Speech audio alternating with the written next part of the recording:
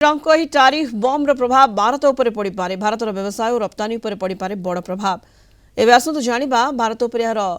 मुख्य प्रभाव कौन ररिटी मुख्य प्रभाव रोचे प्रथमटी है रप्तानी बाधा प्राप्त हो ईरान को भारत बासमती चाउल चा चीनी औषध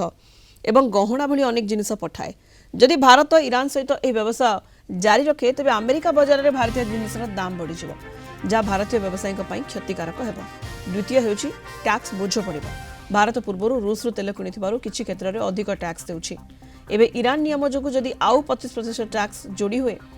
तेबे अमेरिका को रप्तानी होतिबा भारतीय जिनस उपरे मोट टैक्स 75% पर्यंत जाइपारे तृतीय शक्ति और तेल आमदानी जदिओ भारत ईरान तेल किणवा कमाई देछि तथापि चाबाहार बंदर भली प्रकल्प और अन्य संपर्क जो भारत उपर यार चाप रहिबो चतुर्थ प्रभाव हेउछि कूटनीतिक समस्या भारत पई एबे द्वंद्वर समय गोटे पटे ईरान सहित पुराना संपर्क अन्यपटे अमेरिकार बड़ बजार भारत को एबे खूब संतुलित भाव में निष्पत्ति नेबाक पड़िबो एही निष्पत्ति फल भारतर कोटी कोटी टंकार व्यवसाय प्रभावित हो पारे तेबे आगामी दिन में भारत और अमेरिका मध्य एनी आलोचना हेबार संभावना अछि अधिक आलोचना करबा वरिष्ठ चार्टर्ड अकाउंटेंट श्रीजुक्त प्रदीप साहू आम सहित जोड़ी होइछंती वर्तमान फोन लाइन रे श्रीजुक्त साहू आलोचना को आपको स्वागत करने को चाहिए ट्रम्प जो बड़ घोषणा करिसेंती ईरान सहित जो देश व्यवसाय करिवे सेमानक उपरे 25% शुल्क लगाइछंती ट्रम्प ए नियम लागू होइछि आज ठारू भारत उपरे एई टैरिफ बम रो प्रभाव कौन पड़ी पारे कौन आलोचना कर जाई पारे भारत केते प्रभावित हेबो श्रीजुक्त साहू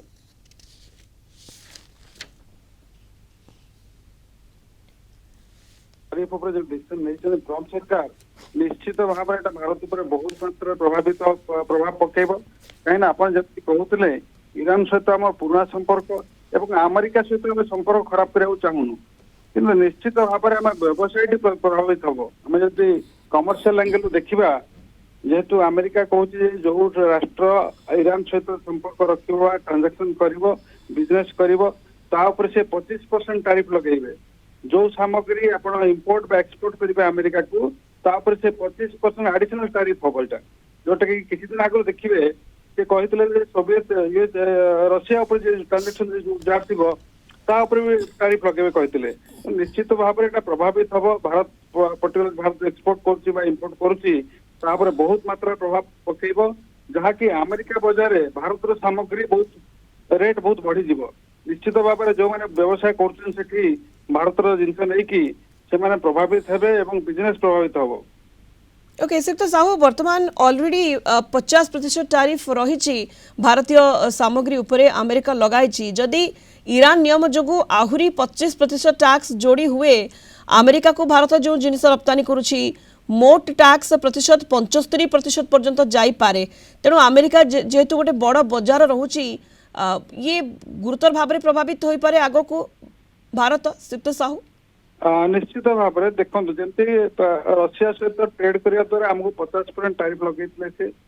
भारत चाइना एवं ब्राजिल टैरिफ लगे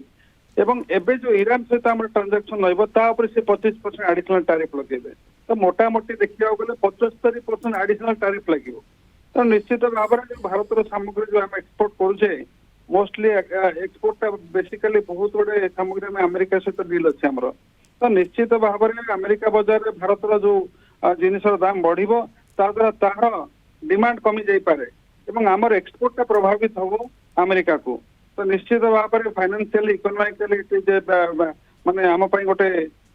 बड़ सेटबैक हम मु आशा करी भारत और अमेरिका मिसिकी कौटी रिजल्व करेंगे जो मीटिंग हम बायलैटरल मीटिंग निश्चित भाव में रिजल्व हम आगामी दिन में यही आशा अच्छे आम निहाती भारत प्रभावित होबार आशंका रहुछि एवं ये आह्वान भारत केमती सामना करुछि तापरे नजर रहिबो धन्यवाद आपनको श्रीजुक्त प्रदीप साहू वरिष्ठ चार्टर्ड अकाउंटेंट आम सहित फोन लाइन रे जोड़ी होइतिले विस्तृत आलोचना करुथिले।